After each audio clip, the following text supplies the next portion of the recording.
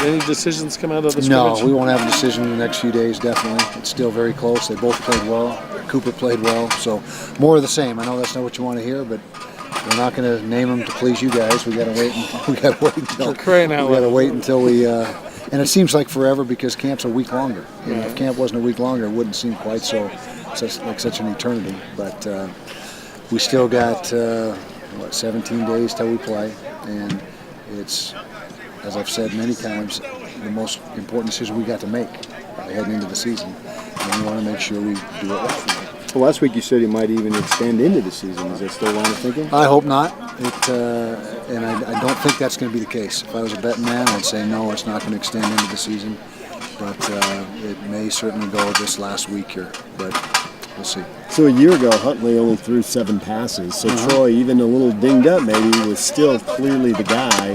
How come it's so competitive now? Well, Tyler was a true freshman last year. He was a little bit reckless with the ball. He was a little bit of a loose cannon in a way, and he's cleaned all that up. He is now taking care of the football. He's not trying to force a play when there's not one there to be made, and so the things that were holding him back last year, he's fixed this year. Kyle, last year Devontae Henry Cole carried the ball one time for a year of eligibility. Is that a kind of a sign that redshirting is not a thing anymore? Well, it's a thing. It's not as prevalent as it used to be. When it first got into coaching, you'd redshirt 80 or 90% of your incoming class. Now it's maybe 40%, and so it's changed. It's a shame. We hate to waste a year on a kid with one carry. He did do some special teams work for us, but redshirting is not as prevalent as it used to be by any means. Did you guys elect captains yet? No, that'll be done probably Wednesday of this week. Yeah, we pushed it back a few days, and Wednesday is the day we're going to vote. Probably announce them on Thursday. Armand goes down. Is there a discussion with Zach about carrying the other load, or is it just kind of next man up? Let's keep it rolling. He was already right there for the starting job, and probably had edged ahead, in the last few days before Armand went down, and so he's a smart kid. He knows what's expected, and right now he's the lead back. What do you see for the running backs as far as maybe the roles being different in this offense as opposed to others that they've been here with? First of all, pass protection's a premium in this offense with the running backs. They got to be able to pick up the pressures. The other way. Lost my train of thought. Running backs. They may not end up getting as many carries. We'll see what the ratio is of run to pass. But we need the same efficiency. We need the same efficiency, and that really is measured in yards per carry. We'd like our backs to have 5 yards a carry, and if we're getting 5 yards a carry, whether it's on 20 carries or 35, that's efficiency that we're looking for. Do you have the yardage as far as receptions? No, but I expect them to catch more balls than they did last year. I just meant generally.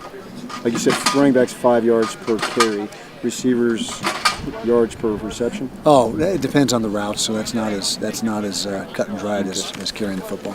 So when freshman running backs come in, have they usually been asked to pass block? Are they usually good at it, or the way high school offenses are structured, are they not throwing a lot? Everybody's asked to pass block, every running back from day one, and so it's nothing new.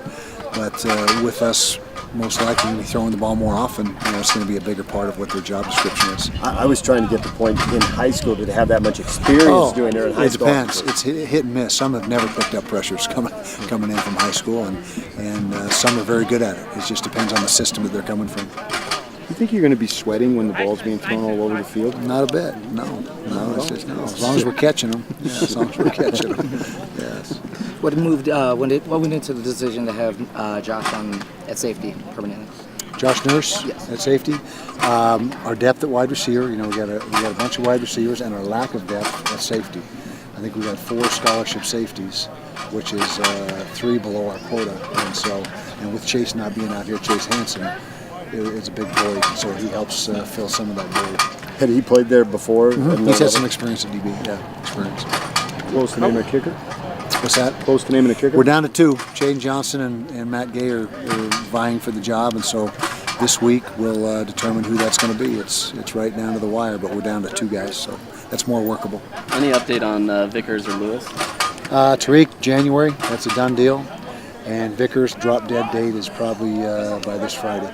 Are you just waiting for eligibility to come in? Exactly. But we will redshirt Tariq, and bring him in. He'll still have 2 years left when he comes in January. What kind of weapon is Booby Hobbs? Booby Hobbs he's going to be the starting nickel, at least right now he's scheduled to be. He's a very good punt returner. He's really starting to develop as a punt returner. When he first was back there, a little bit too much east and west, but now he's starting to get the feel of getting up the field, and returned one to the house against Colorado last year. So by the end of the season, he was become a viable weapon for us at punt return, and he's going to have that role again this year. Thank you. Moving Nurse over, you talk about the lack of depth at the safety position, but is it an indication too that you're pleased with the receivers? Yeah, on both counts. We've got a bunch of new receivers in the program and guys that are 1 year older in the program. That position group has really undergone a transformation, and it looks like a Pac-12 receiving group. And the safeties, like I said, were completely depleted, and we were down to the bare bones, and so we needed to get another body over there with some athleticism, and he's really taking to it. He seems to enjoy it. You said 8 receivers earlier. Have you found the 8, and you're confident who they are? We're getting closer, yeah, and we've got probably within a guy or two who those 8 are going to be. What's the biggest difference with this receiving core? When you talk about transformation, is it the depth? Is it the amount of speed you've got there? All the above. Speed, depth, ability to catch the football, length. It's a taller group. Although we did lose Timmy Patrick, who was a big target. But just overall, it's it's a bigger, stronger, faster group than we've had. All right. Thank you. Thank you.